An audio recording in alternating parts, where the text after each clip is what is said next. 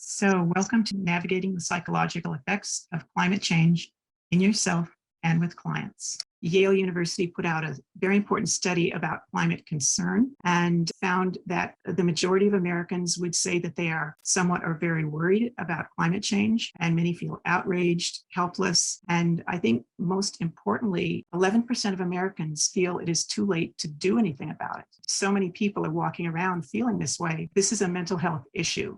Maybe sometimes it's a need to deny to get through our days and not fall into a lot of despair. So to just be open about it is such an amazing opportunity. I really want to thank you for this workshop. So one of the challenges of really facing the enormity of this crisis as a therapist is that we're embedded in the same problem that our clients are struggling with. We all have our vulnerabilities in the face of our life, and then what gets activated when we think about the climate crisis. It was very nice, relieving to just give voice to some feelings and thoughts that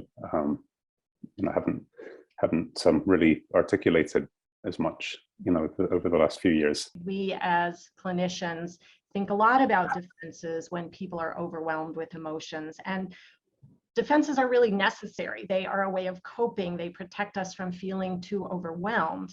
But when we overutilize them, when they become rigidified, like denial, they prevent us from fully engaging and really facing the feelings, as difficult as they are, that help us to engage, to problem solve, to take action. As therapists, we probably already know this, but I think it can be really important to recognize that there is an importance in difficult emotions, that when we are unsettled, when we are disrupted, it can actually help us to grow psychologically. And I always like the phrase from Thich Nhat Hanh, no mud, no lotus. Sometimes we need that dirt and mess to help us to grow.